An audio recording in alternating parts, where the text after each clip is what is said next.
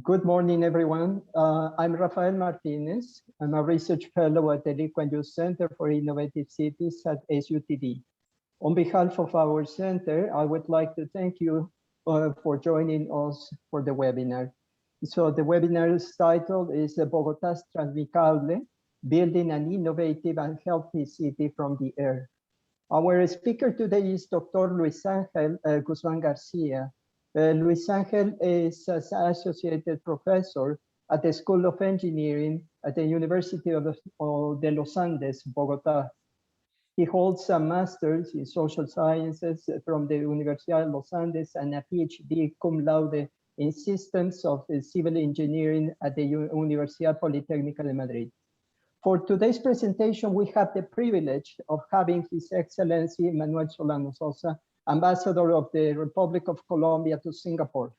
Ambassador Solano has kindly agreed to give some opening remarks for today's webinar.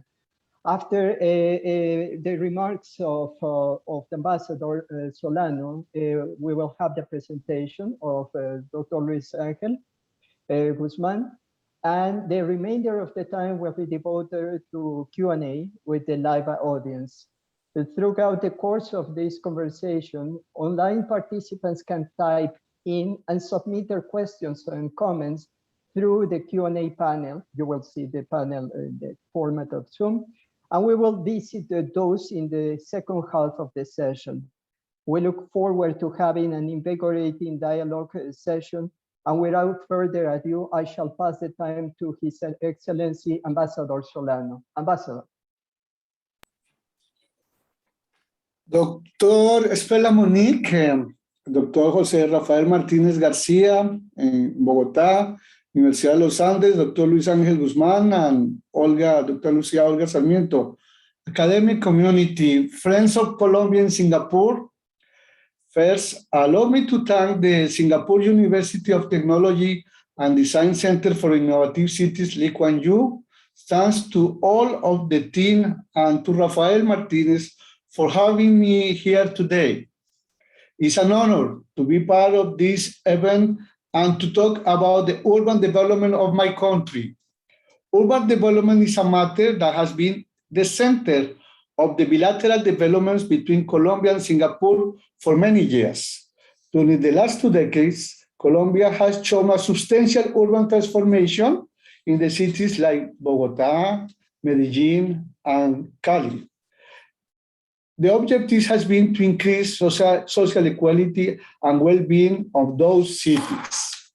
Colombia has been improved the quality of the life with the projects that have touched the sector as education, transport, and social housing. One example of this is the award received by the Lee Kuan Yew World Prize to the city of Medellín in 2016 that allowed Medellín to be the host of the World City Summits 2019, thanks to projects focused on heritage and cultural values, housing and habitat, public space and well-being, mobility and integration.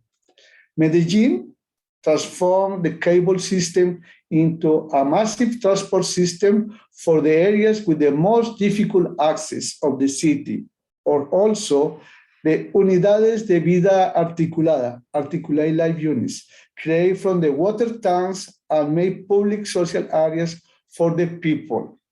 Bogotá and Cali are other examples of the urban development in the country after identifying two major issues, social, economic, and spatial inequality. For example, Transmilenio and TransMiCable in the capital of Colombia, Bogotá, have been projects that have shown the connected areas can modify the dynamics of the city. This public transportation system use fast transport lines and cable cars as an efficient way to overpass the traffic obstacles and the inequalities of the city like Bogotá. In the particular case of Bogotá, is located in the middle of the Colombian Andes Mountains with more than 7.3 million of people. Part of the population has settled on the outskirts of the city.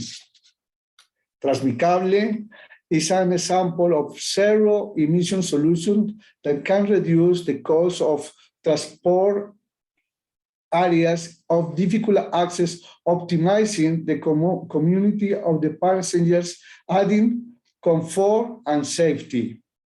Colombia considers this transformation as a success.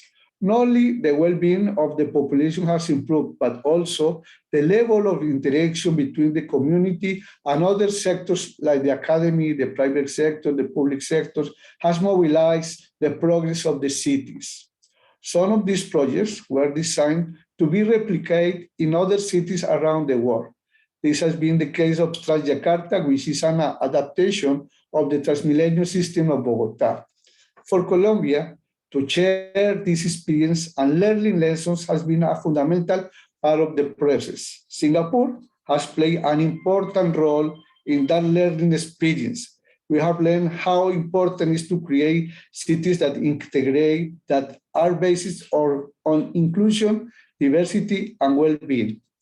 We are still developing a bilateral agenda on the creation of a mega-city ports and airports, and the agenda to reduce inequality and violence and promote economic development in different areas of the country, such as the Pacific Coast cities like Buenaventura. We have still a long path in front of us, but dialogues and opportunities like the one that we have today will help us to improve our system and to share our experience, contributing to the experience of the others. Thank you very much. Ambassador, thank you very much for your interesting remarks. We appreciate this is a very good background to Luis Angel's presentation. Thank you again. Now we will pass the time to Professor Luis Angel Guzman to present his seminar, Bogotá's TransMiCable, Building an Innovative and Healthy City from the Air. Again, Ambassador, thank you very much. Luis Angel? Thank you, Rafael. Thank you, Ambassador. Good morning to everyone. Good evening for the people who else is in this part of the world. Thank you very much for having me. Thank you to the Rafael and to the Lee Kuan Yew Center for the invitation to this important seminar. I'm very pleased to present this so beautiful project is the Bogotá TransMiCable, Building an Innovative and Healthy City from the Air. And this project have more relevance right now in time of pandemic, but let's go move forward. As Rafael told us, I am from University of Los Andes. I'm going to skip this. University of Los Andes is the first university in the country, in Colombia.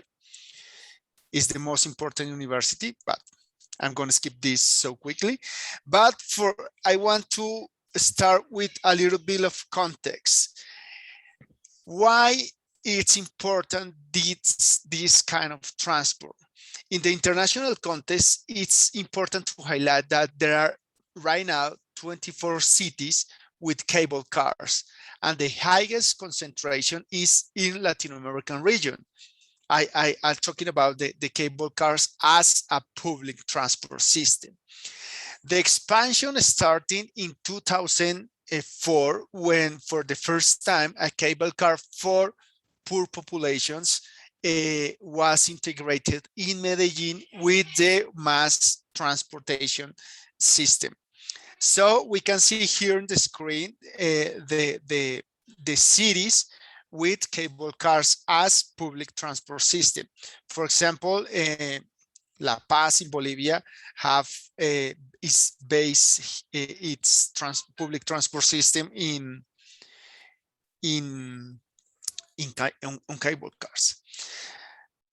After that, for the people who doesn't know, Bogotá is the capital of Colombia. This is my country. Bogotá is just in the middle, and Bogotá is a very, very big city and dense city as well, with more or less 7.5 million who lives there. But Bogotá, it's very different along its territory. We can see here different pictures with different part of the series. But as I tell you, the spatial segregation in the city is important. We can see here different maps about, for example, in the left on the screens, we can see in the darker zones there is where the lowest income households are located. In the right side, we can see the average income per household. So we can see here that people, the wealthy people lives in the east part of the city, in the darker areas. And we have here several differences. For example, the wealthy people in Bogota, among almost 8 million people, are only 6% of the population. And this is very related with the activity location. We can see here just two maps. One is the population density in the left and workplace job employment density to the right. So as the ambassadors told us, in the urban periphery, there are located the most of the people, most of the population in Bogota, with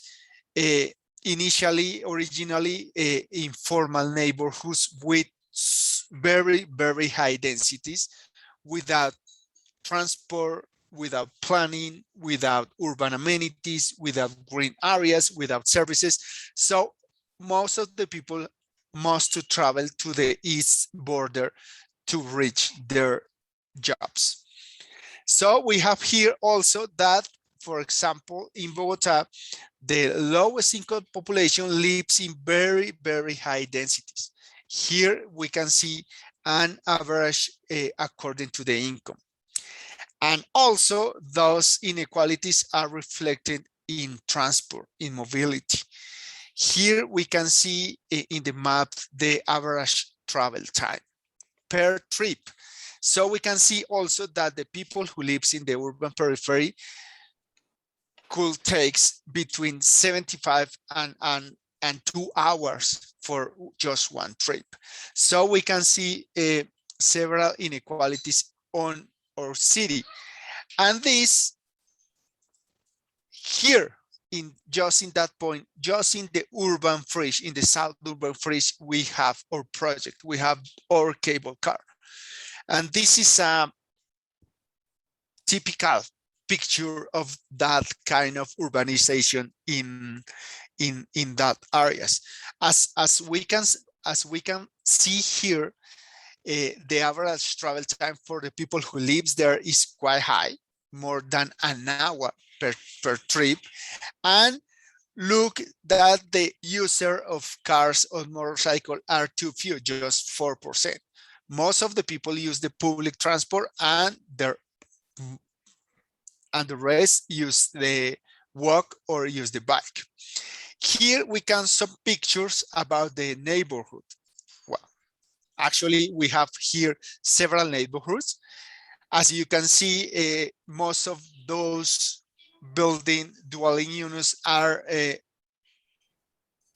originally by self-construction without any planning. Here, for example, is a school with a park building by the local administration. And here we got the construction works for the cable car in some stations. Here we got another pictures. Here we got, this is some signs about the informal transport. We can see here an informal transport vehicle, a paratransit, where the people, the owners set the fares for using this service in the neighborhoods. But finally, we have here the project. This is the project. I don't know, I can draw, isn't it? No, I can draw. So in the right side, I don't know if you can see my pointer, but in the right side, we have when say here estación Tunal. This is the terminal station of the BRT. The BRT calls Transmilenio, and we have here 3 stations of the cable car. The cable car here, we have below every picture the travel time before the project and the current travel time just for get down for the mountain to the BRT station. So we have here, just with that numbers, the great improvement in travel times. So also we have here some data about the TransMiCable, the cable car project. The cable car project starts operation in December in 2018. And before pandemic, it moves around 22,000 people per day. Right now in pandemic, the number is still important, but descend a little bit more. Here we got the ridership by station. Please don't forget that the station, the Paraíso, which means paradise, it's the most important station regarding ridership, because all the people who lives up there is the most efficient way to get down the mountain. But there is not only the transport project. We don't have only the cable car project. The project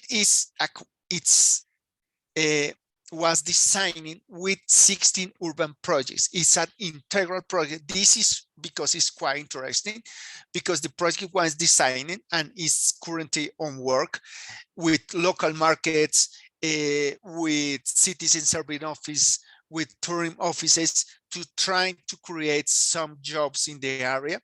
And the project was framing in social urbanism, because it's so important to highlight that the urban transformation of the cable implementation is not only the transport project. It must be accompanied by those urban projects.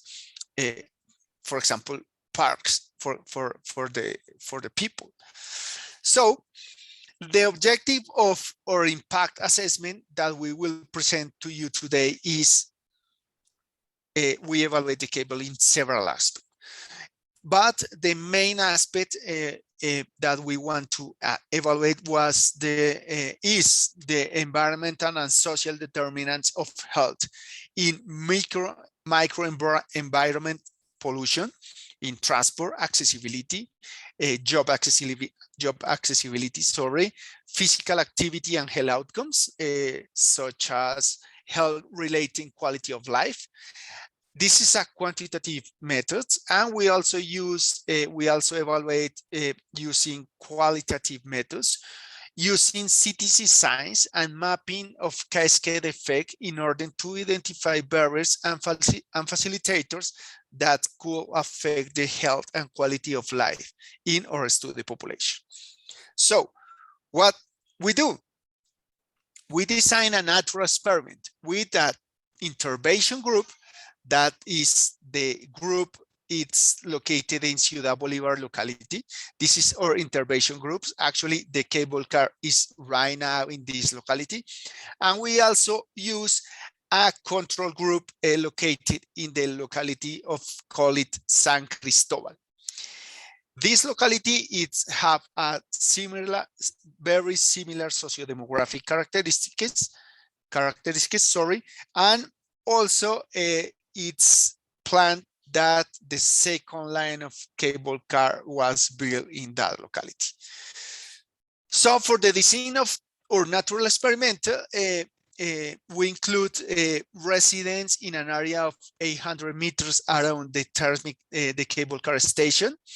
And we perform a study using mixed methods on baseline measurements.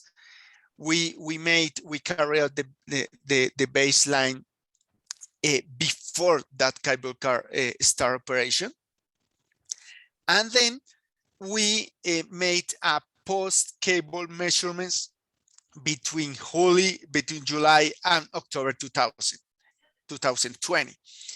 Actually, we are right now ending a third field campaign to recollect the third round of data. But let's talk about some results.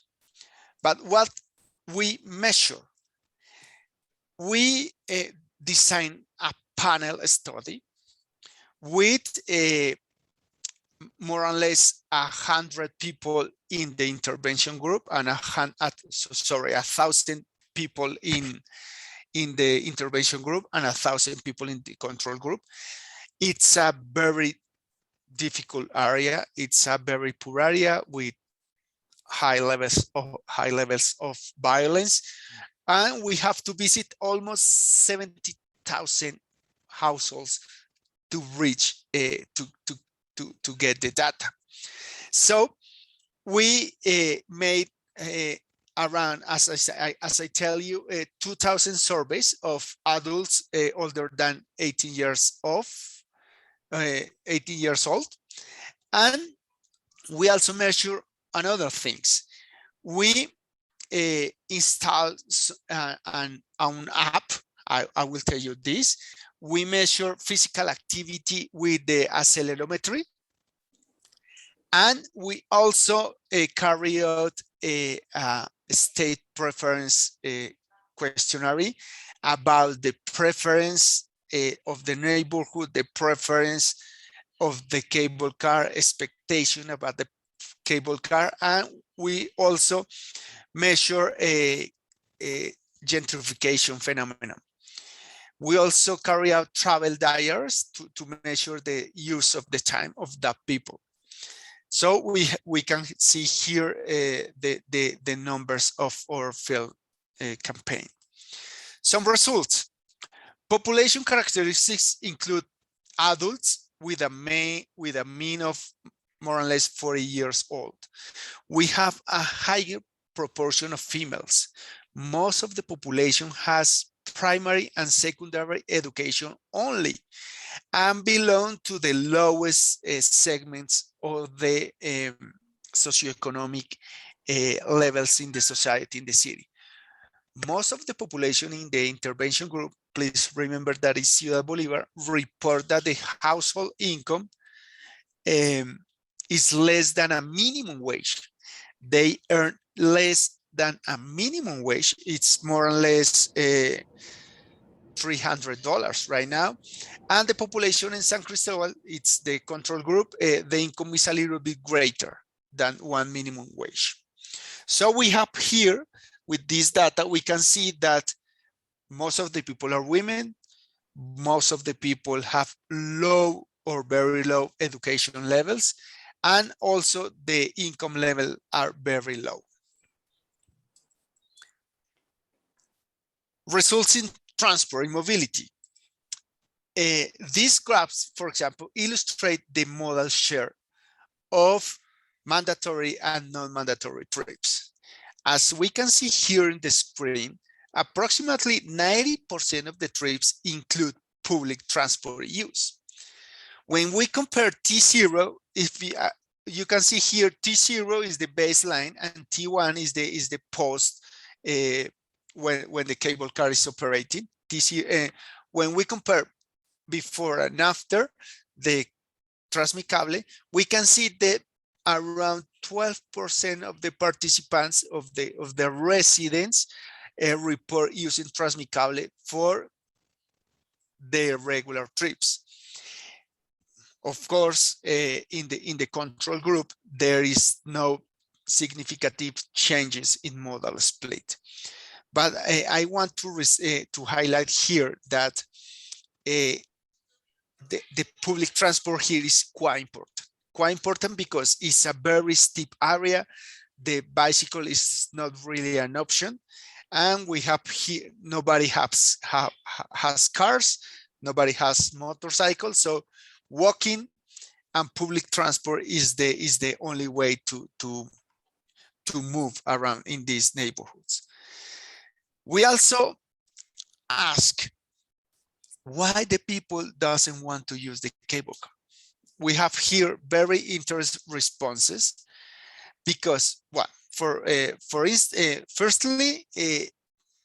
around 76% of the whole resident population have used the cable car at least once.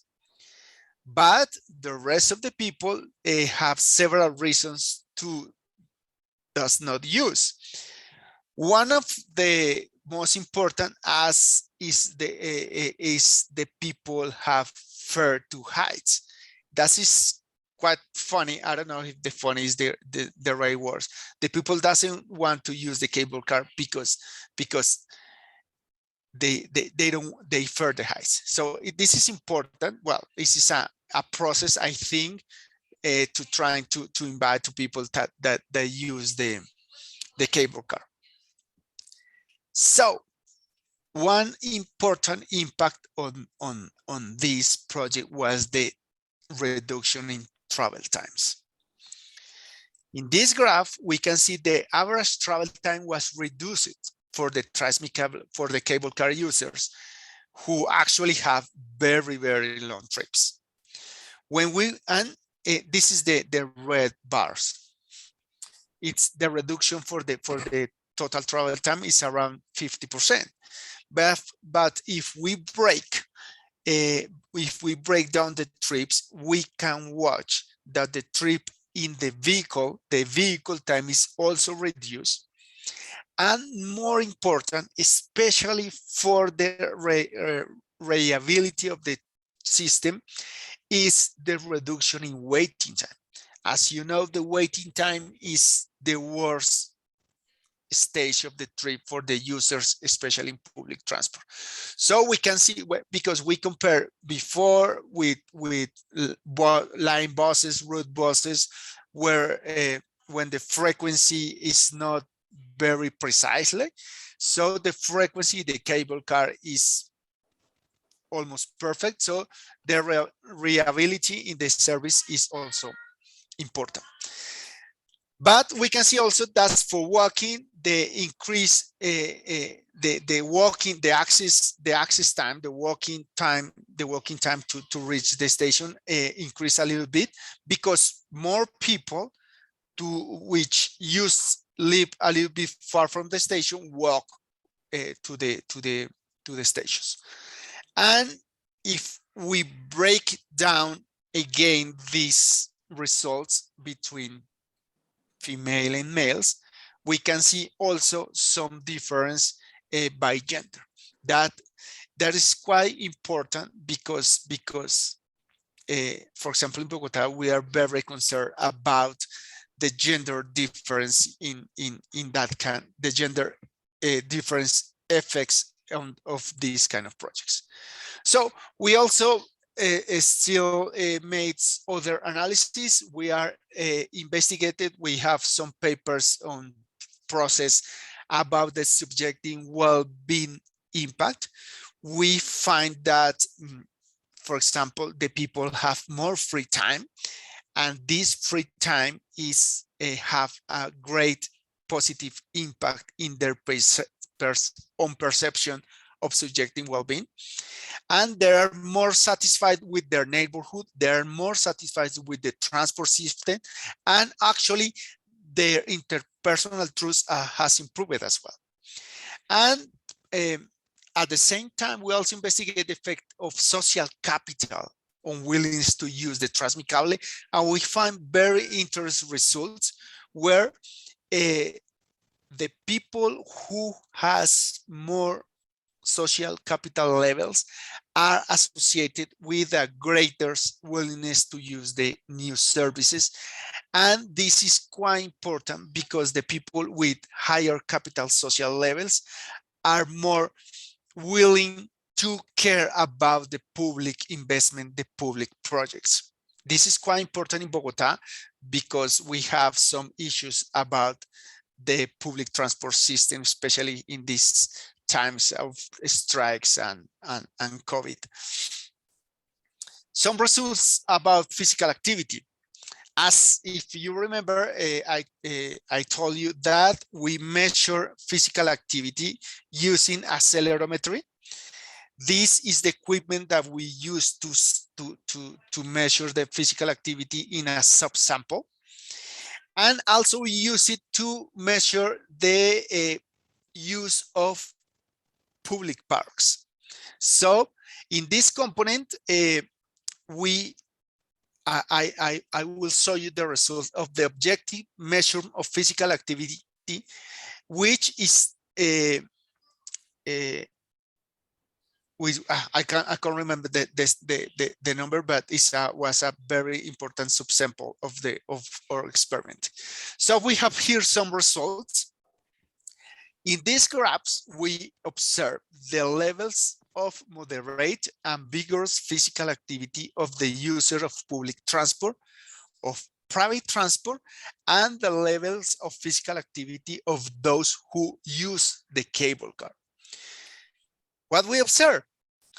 We observe here the average number of minutes of moderate and vigorous physical activity in cable user is higher than the regular user of public transport. So, in summary, the cable car user are made more physical activity than the regular users of public and private transport. And as well, the males increase more than females their physical activity levels. We can see here the hours of the day. So this kind of measure allow us to measure the physical activity along the day. So as I tell you, we also observe physical activity in parks. We measure that physical activity before that the parks were renovated and after the parks were renovated. As we can see here, T0 is before, T1 is after. As we can see here, the physical activity in different parks, for example, Illimani, Manitas are two different parks. The physical activity increased in the parks. So the renovation of the parks also improve the physical activity of the residents in the area. This is quite important because, for example, for the females, the physical activity improves a lot.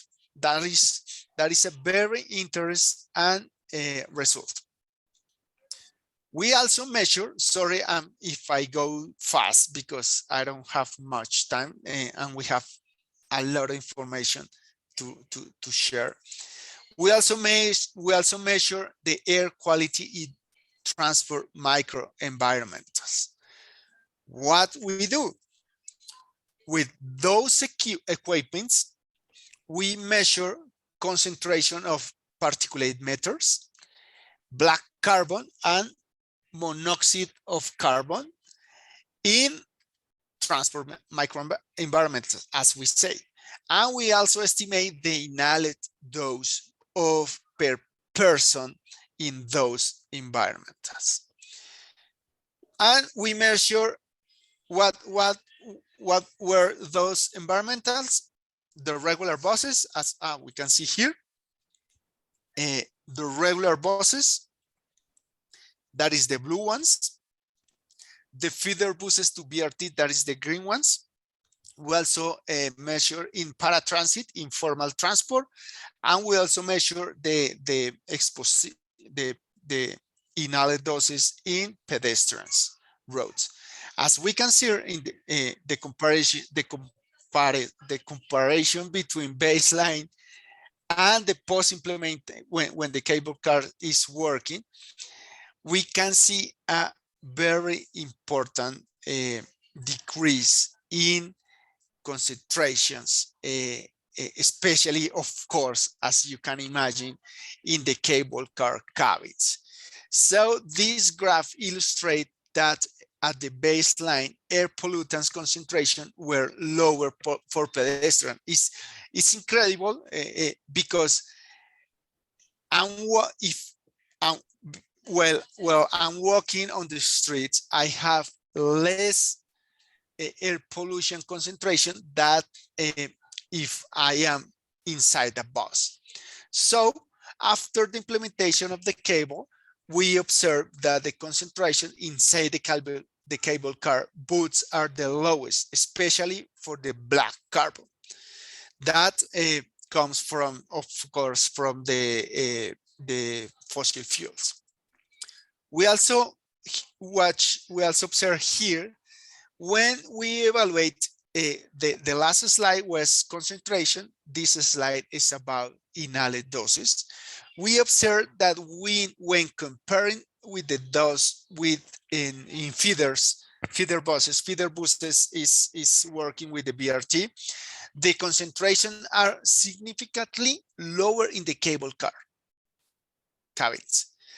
10 times lower for black carbon, 5 times lower for particulate matters, and 9 times lower for carbon monoxide. It's we can see a large improvement in concentration and inhaled doses with the cable car in operation. And also now the estimation, the inhaled doses comparing trips between feeder BRT and now cable car BRT also shows a significant reduction that is due to shorter trips. So shorter trips means less exposition, and less exposition in the cable cars cabins. And for closing, I think this is the most exciting results because the main goal of this kind of project for this is my personal view, is to improve the quality of life, to improve the well-being of the people. So we have here some health-related and quality of life results. We use different methods to do this. We base to the quality of life questionnaire of the World Health Organization. And we also carry out performance difference econometric models, because as we can see here in the screen, different and difference. We also made some propensity score matching models, stratifying by sex, sorry, and other characteristics. So we have here some results. In this graph, we observe in the red bars to the left, the level of quality of life improve more in the females than the males population. We can see here that is a very interesting result. So the cable car projects improve the quality of life for the female population in the area. So this is a very interesting result because always, I don't know, in this part of the world, especially in a region, we always design the transport project for an abstract individual, and we forget the particular characteristic of some segments of the population, and the women are, I don't know, the most important part of our society, I think. So we also evaluate perceptions. So as we can see here, the perceptions of safety, remember please that there is a very poor area with high level of violence. So the people resident around the project, in the catchment area of the project, improve the perception about the safety of the neighborhood. This is quite important because in this particular area, the stigmatization of the population or the resident population is quite high in the city. So the people is starting to change their own conception about themselves, about the neighborhood, about the physical, the built environmental in the neighborhood. The people are start to see the public investments, and they start to believe that a better life is possible.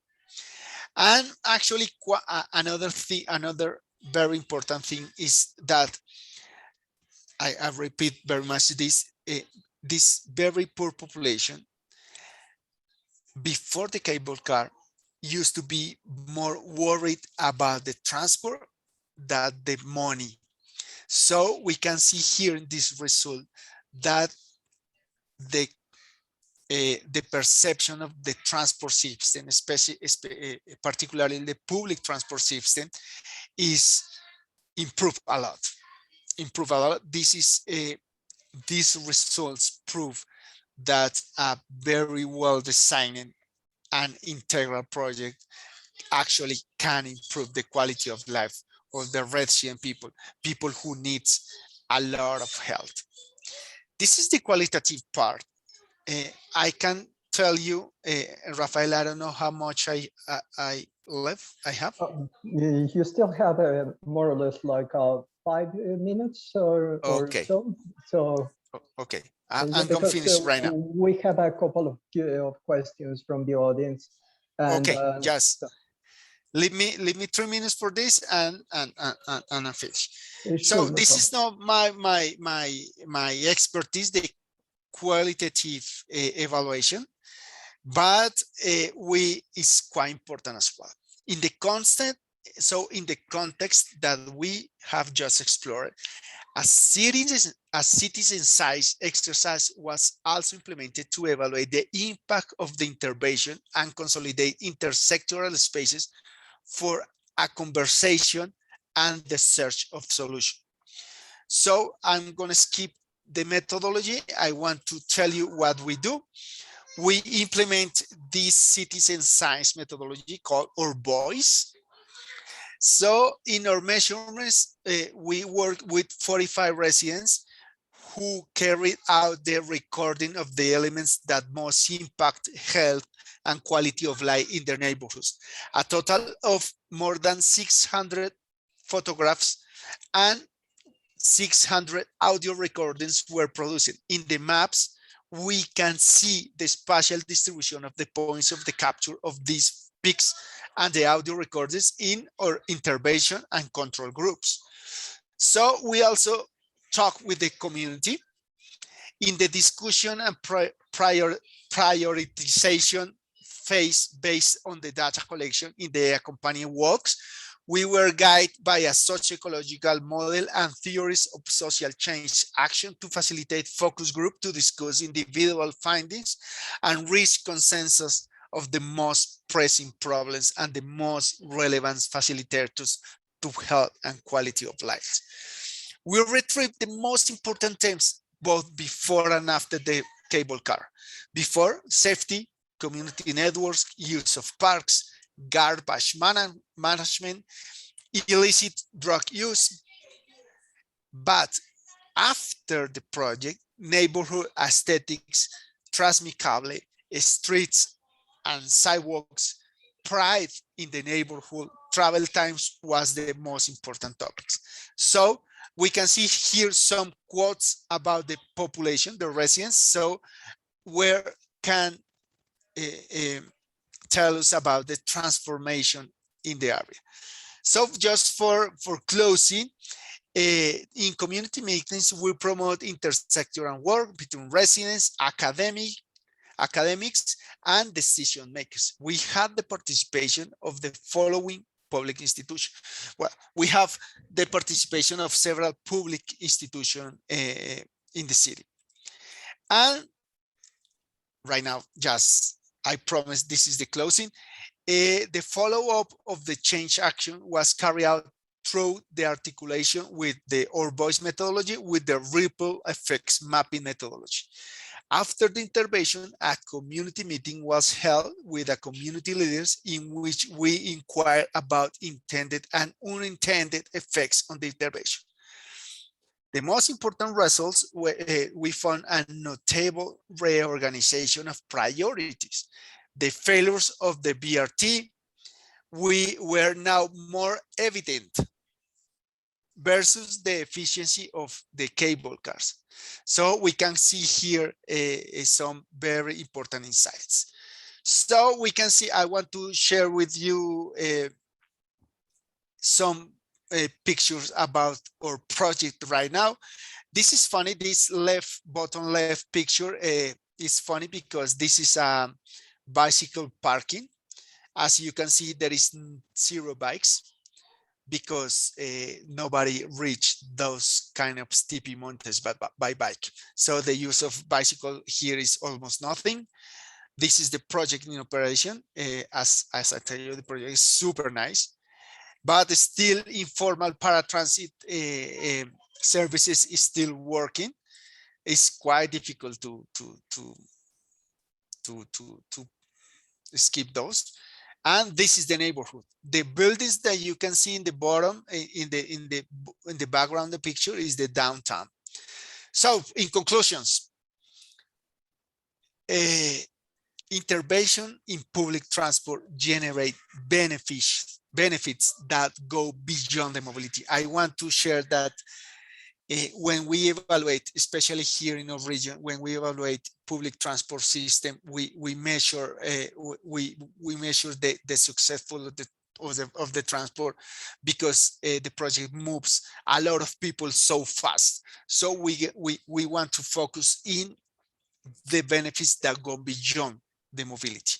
So we also we observe that the cable car have had short-term effect on reduction in travel times, satisfaction with the neighborhood, with the neighbors, with the physical building environment, more physical activity, less pollutant exposition, less inhaled doses of pollutants, and the qualitative methods that I already told you. This is we have several papers on work in process, but this project, the protocol paper is already published. This is the link, but I want to share with you just 3 last minutes, the video made with the community because it's quite interesting. So let me please, I want to share the video. And with the video, I close my presentation.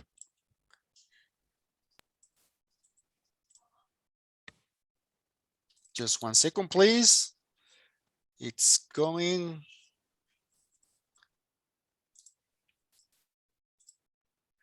Sorry. Share zone. And there is.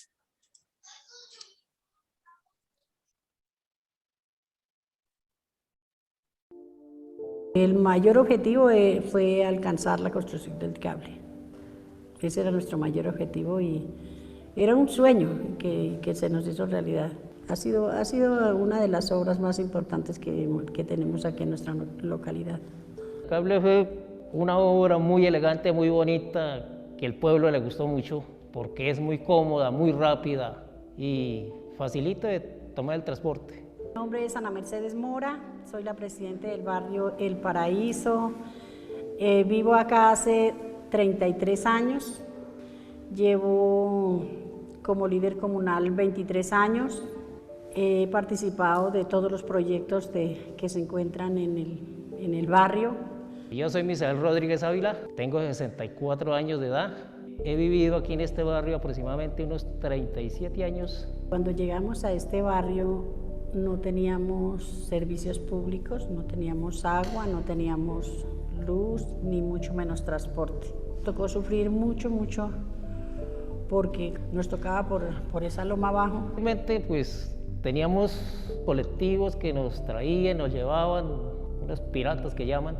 Después de tener el sí del Transmilenio, en el 2007 más o menos llegaron a mi casa algunas personas de Medellín contándonos el proyecto de TransMiCable. Pues eso nos interesa mucho, no solo acá en este barrio, sino en varias juntas de acción comunal. Ellos visitaron, acogimos la propuesta y nos dimos la tarea de lucharla hasta que hoy día gozamos de ese servicio. Con la venida del TransMiCable hubieron muchos proyectos y vino las instituciones e incluso la Universidad de los Andes también que que ha venido haciendo un trabajo muy importante acá dentro de nuestra comunidad. Se hicieron muchos murales, se embelleció el barrio en cierta forma algunas partes con la pintura de las fachadas y los murales, porque hay unos murales muy bonitos, Se hicieron algunas vías, también se está haciendo el proyecto de lo que es el mirador Illimaní, que es el parque que ya pronto se termina, ya va en un 70-80% más o menos. Va el corredor que va del TransMiCable al parque, eso va a quedar espectacular. Se están haciendo las obras del parque y eso por aquí viene mucha gente a mirar y les gusta. A pesar de que aquí nos tenían como zona roja, ya la gente está convencida que la cuestión no es esa. La cuestión es que por aquí hay buen pueblo. En cuanto al empleo, también ha mejorado muchísimo para la calidad de vida de las personas, porque los empleados son de acá de la localidad. Y a las familias les ha servido, especialmente a los niños, porque las madres salen a trabajar, generalmente hay mucha madre cabeza de hogar, entonces tienen más o menos 50 minutos más para dedicarle a sus hijos, ya sea en la mañana o sea en la tarde. El mayor impacto del TransMiCable es que es un transporte muy rápido. El transporte no es contaminante, es un buen transporte que de verdad merece que lo tuviera Bogotá. De lo que se podría mejorar, por ejemplo, la pavimentación del barrio. Es algo que nos falta porque en cuanto a algunas vías, precisamente con ese proyecto del cable, que es el contrato 451 de estudios y diseños de algunas vías, nos faltan hacer como unas 30 vías más o menos que tienen sus estudios y diseños y está ahí, entonces no es justo como que se pierda ese trabajo. Falta como una universidad, un hospital que se atiende el pueblo, nos falta la implementación del barrio o de los barrios, porque aquí hay muchos barrios que estamos en la misma situación. La legalización de los que faltan por legalizar para que les metan infraestructura para mejoramiento de la calidad de vida de los habitantes. Nos falta también, por ejemplo, que la empresa Lime nos arregle el problema de las basuras. En general, que las instituciones no nos abandonen y que sigan, que vengan y nos colaboren en todo lo que nos hace falta. And with this, I close my presentation. Thank you very much. Very good. Thank you very much, Luis Angel. So I think we have very interesting questions in the Q&A box. So let me start with the first one. Sure. So Professor Guzman, you mentioned that the neighborhoods were difficult and had high cases of violence. Could you share any tips or advice on doing field work in informal settlements based on your experience? How did you get the households to participate? Any comment about brief? Yeah. I think this is a very interesting question because there is an area with there are different conflict actors. We have guerrilla, common criminals, paramilitaries, even right now Venezolanos, people, migrants from Venezuela as well. There is a hot pot with different difficult cases with high level of violence, as I can say. I think I just have one tip. We never go with the police, and we never ask to which band or which bands it belongs or with are their political preference or whatever. We only go with the community, as you can see in the video with Doña Mercedes and Don Misael, the lady and the men in the video. We talk with them, with the leaders of the community, and with those people, we made to convince the people to participate. And actually the people, the low income people are very willing to participate. And but we have all, of course, some issues, but the main tip is go to the leaders of the community. Very good, Luis Angel. Thank you very much. The second question is from Professor Belinda. What is the definition of moderate and vigorous physical activity in cable car travel? Well, I'm not a physician, but these levels are defined by the World Health Organization. There are 3 levels, and the World Health Organization recommends a threshold of minutes per day to reach the minimum to get healthy. But I don't know right now the exact levels to separate vigorous and moderate. But in the WHO, are very quite defined. Sorry. Okay, thank you very much. We have the next question. Actually, there are 2 questions here.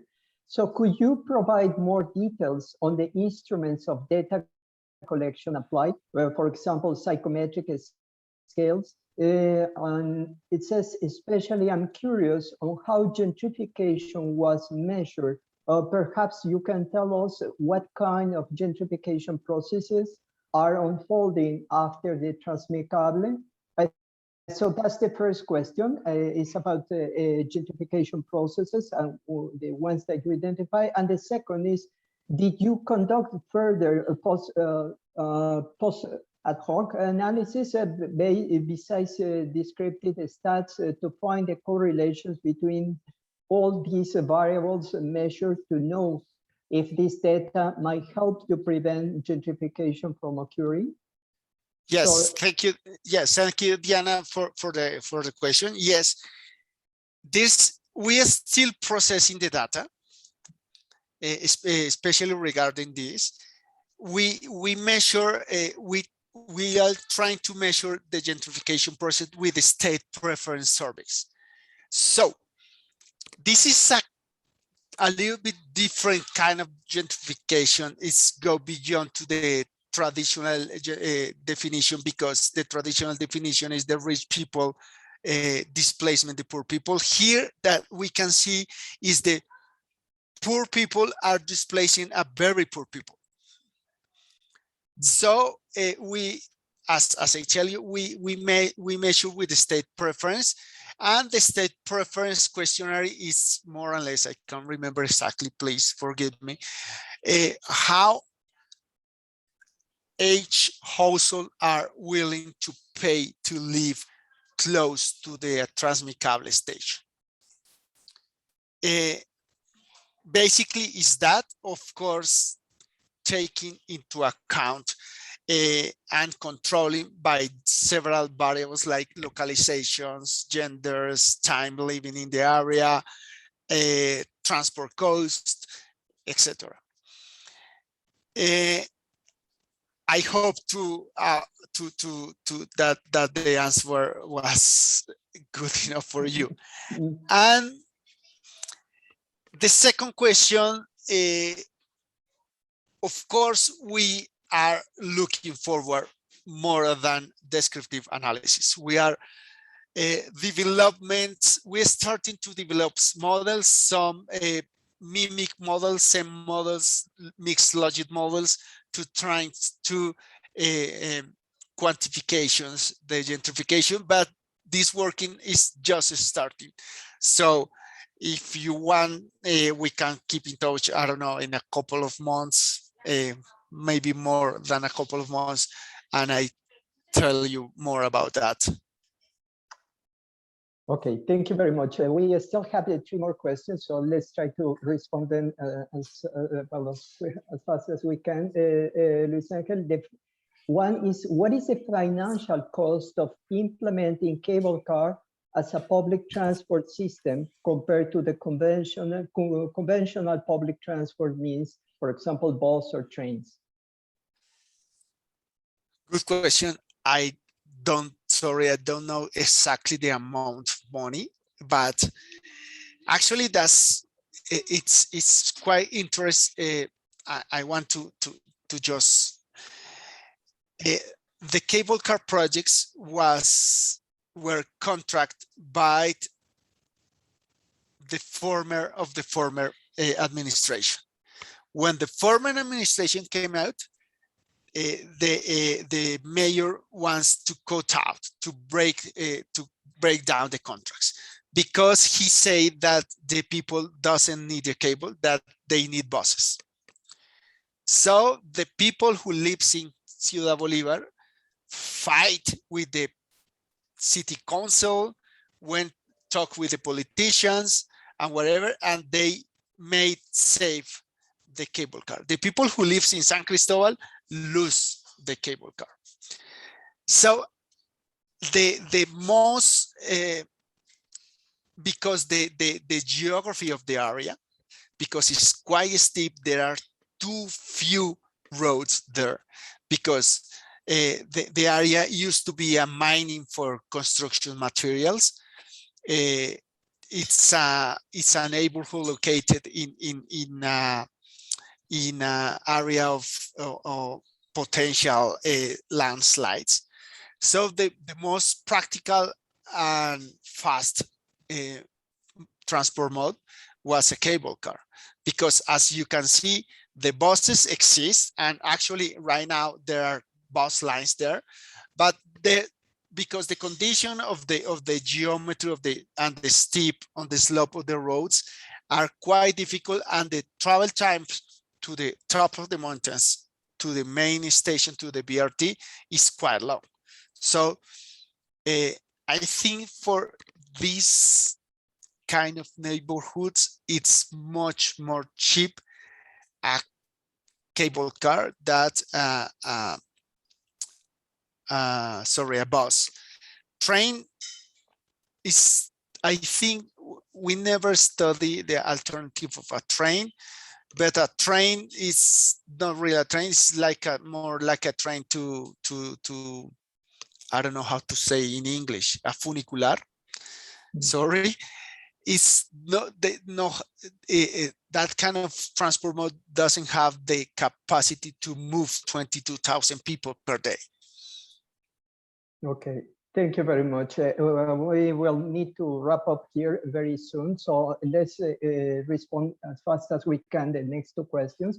Are there any plans to expand the TransMiCable network to reach other inaccessible locations in Bogota, for example, mountainous regions, lower income neighborhoods / favelas? Any plans to expand the network? Yeah, of course. Actually, we are right now, the city is right now planning their land use master plan for the next 12 years. And there are, I don't know, between 6 or 8 more cable car lines to build in the city. Okay, thank you very much. Let's move to the last.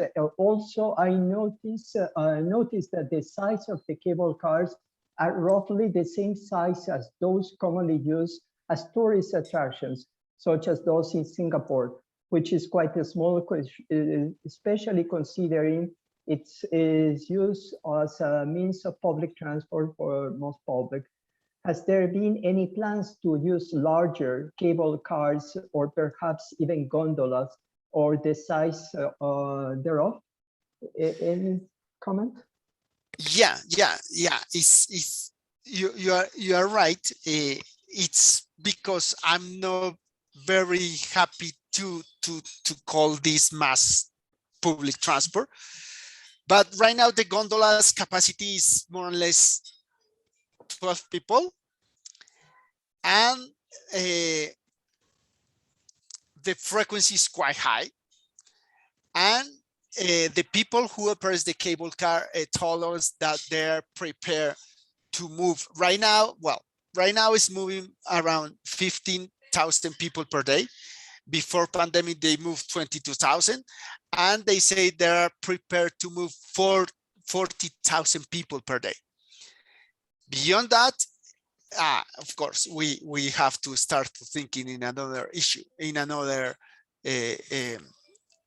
solution, because it's not possible to go beyond that capacity. Very good. The last question, Luis Angel. And are Sure. there ways we can study how potential breakdowns on cable cars can cost more money and more time and money in proportion to other transport options? I think this is also an interesting question. What do you think, Luis Angel?